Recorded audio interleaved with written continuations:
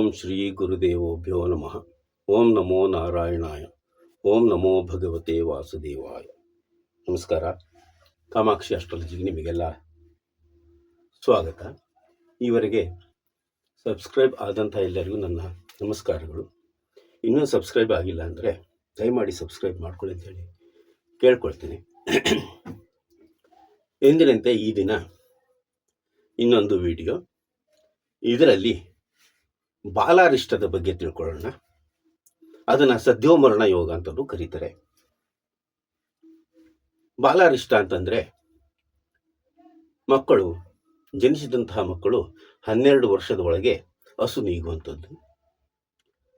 ಸದ್ಯೋಮರಣ ಯೋಗ ಅದನ್ನು 1 ಅಥವಾ 2 ವರ್ಷದೊಳಗೆ ಜನಿಸಿದಂತಹ ಮಕ್ಕಳು ತೀರೋದ್ರೆ ಸದ್ಯೋಮರಣ ಯೋಗ ಅಂತ ಕರೀತಾರೆ. ಇದೇ ಕಾರಣಕ್ಕಾಗಿ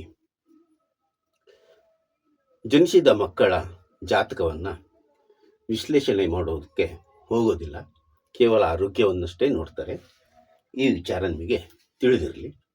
ಈಗ ಬಾಲಾರಿಷ್ಟವನ್ನು ಹೇಗೆ ಬರುತ್ತೆ ಅನ್ನೋದ್ರ ಬಗ್ಗೆ ನಾವು ನೋಡೋಣ. ಬಾಲಾರಿಷ್ಟವನ್ನು ತಿಳ್ಕೊಳ್ಳೋದಕ್ಕೆ ಮೊದಲು ನಾವು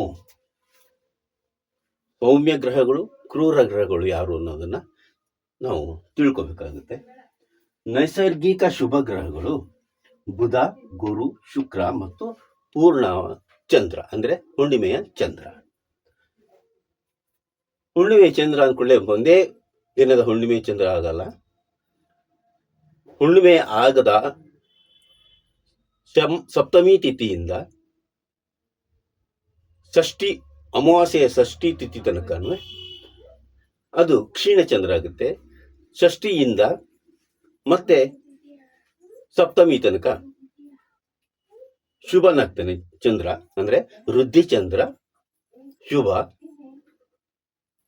ಕ್ಷೀಣ ಚಂದ್ರ ಅಶುಭ.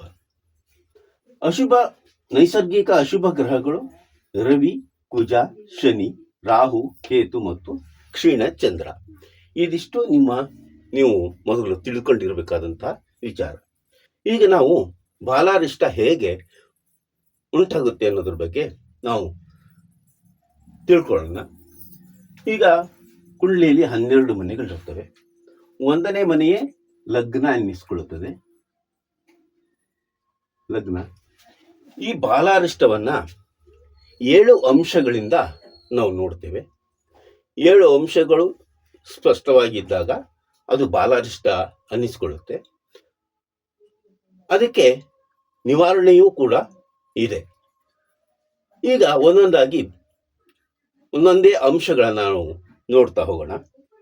ಮೊದಲನೇದಾಗಿ ಕೇಂದ್ರ ಮತ್ತು ಅಷ್ಟಮದಲ್ಲಿ ಪಾಪಗ್ರಹಗಳಿದ್ರೆ.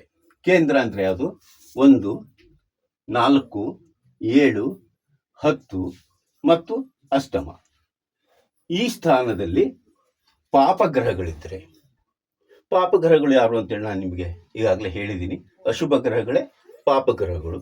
ಆ ಪಾಪಗ್ರಹಗಳು 1, 4, 7, 10 ಮತ್ತು 8 ಈ ಸ್ಥಾನದಲ್ಲಿದ್ದಾಗ ಅದು ಬಾಲಾರಿಷ್ಟ ಅನ್ನಿಸ್ಕೊಳ್ಳುತ್ತೆ. ಎರಡನೇದಾಗಿ ಲಗ್ನ ಮತ್ತು ಅಷ್ಟಮದಲ್ಲಿ ಪಾಪಗ್ರಹರಿದ್ರೆ, ಲಗ್ನ ಮತ್ತು ಅಷ್ಟಮದಲ್ಲಿ ಪಾಪಗ್ರಹರಿದ್ರೆ ಆಗ್ಲೂ ಕೂಡ ಅದು ಬಾಲಾರಿಷ್ಟ ಯೋಗ ಆಗುತ್ತೆ. ಅಲ್ಲೂ ಕೂಡ ಜನಿಸಿದಂತಹ ಮಕ್ಕಳು ಬಹಳ ಬೇಗ ಹಸು ನೀಗ್ತಾರೆ. ಮೂರನೇದಾಗಿ ಲಗ್ನ ಮತ್ತು ಸಪ್ತಮದಲ್ಲಿ ಪಾಪಗ್ರಹಗಳಿದ್ದಾಗ ಆಗ್ಲೂ ಕೂಡ ಅದು ಬಾಲಾರಿಷ್ಟ ಅನ್ನಿಸ್ಕೊಳ್ಳುತ್ತೆ. ಆವಾಗಲೂ ಕೂಡ ಜನಿಸಿದಂತಹ ಮಗು 12 ವರ್ಷದೊಳಗೆ ತೀರ್ಕೊಂಡು ಹೋಗುತ್ತೆ. ನಾಲ್ಕನೇದಾಗಿ ಲಗ್ನ ಅಥವಾ ಚಂದ್ರ ಪಾಪಗ್ರಹರ ಮಧ್ಯದಲ್ಲಿದ್ದಾಗ, ಲಗ್ನಕ್ಕೆ ಹಿಂದೆ ಮತ್ತು ಮುಂದೆ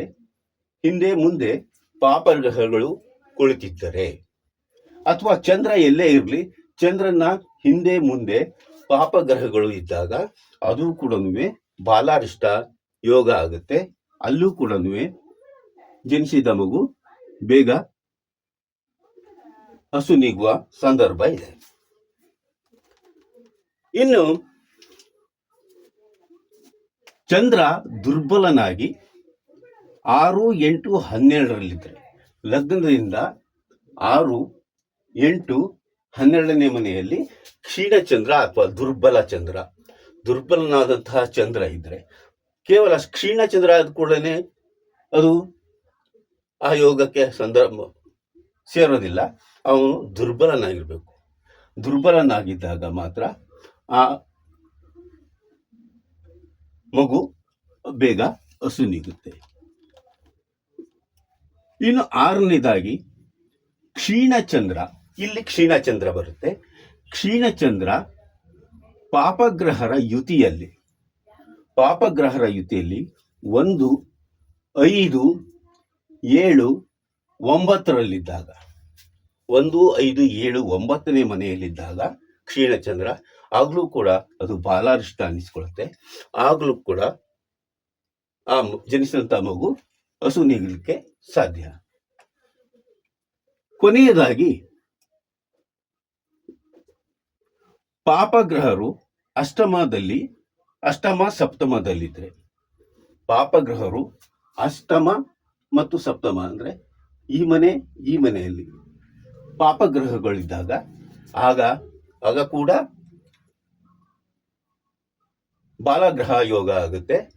ಇದರಲ್ಲಿ ತುಂಬಾ ಹೆಚ್ಚಿನ ಪ್ರಮಾಣದಲ್ಲಿ ದುರ್ಬಲನಾದಂತಹ ಚಂದ್ರ 6, 8, 12ರಲ್ಲಿದ್ರೆ ಲಗ್ನದಿಂದ, ಆಗ ಅದು ಬಾಲಾರಿಷ್ಟ ಅನ್ನಿಸ್ಕೊಳ್ಳುತ್ತೆ. ಹೀಗಿದ್ದಾಗ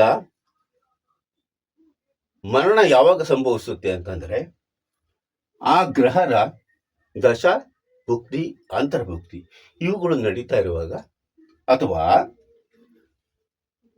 ಪಾಪಗ್ರಹದಲ್ಲಿ ಕುಳಿತಂತಹ ದಶ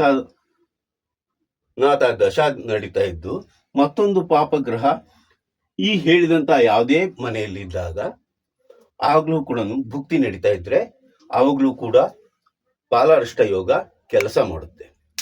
ಹಾಗಾದ್ರೆ ಇದು ನಿವೃತ್ತಿ ಹೇಗೆ? ನಿವೃತ್ತಿ ಅಂದ್ರೆ ಕೇಂದ್ರದಲ್ಲಿ ಶುಭ ಗ್ರಹಗಳು ಇದ್ದಾಗ.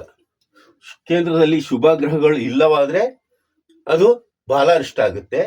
ಕೇಂದ್ರ ಸ್ಥಾನದಲ್ಲಿ 1, 4, 7, 10 ಈ ಭಾವದಲ್ಲಿ ಶುಭ ಗ್ರಹಗಳು ಕುಳಿತಿದ್ದರೆ ಆಗ ಆ ಬಾಲಾರಿಷ್ಟ ಯೋಗ ನಿಷ್ಫಲವಾಗುತ್ತೆ.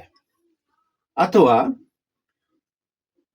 ಲಗ್ನ ಮತ್ತು ಚಂದ್ರರಿಗೆ ಶುಭ ಗ್ರಹರ ದೃಷ್ಟಿ ಬಿದ್ದರೆ ಆಗ್ಲೂ ಕೂಡ ಆ ಬಾಲಾರಿಷ್ಟ ಯೋಗ ನಿವಾರಣೆಯಾಗುತ್ತೆ. ಇದನ್ನ ನೀವು ಗಮನದಲ್ಲಿಟ್ಕೋಬೇಕು. ಬಹಳಷ್ಟು ಜಾತಕಗಳಿಗೆ ಈ ಹೇಳಿದಂತ ಎಲ್ಲಾ ಪಾಯಿಂಟ್ಗಳು ಬರ್ಲಿಕ್ಕೆ ಸಾಧ್ಯ ಇದೆ.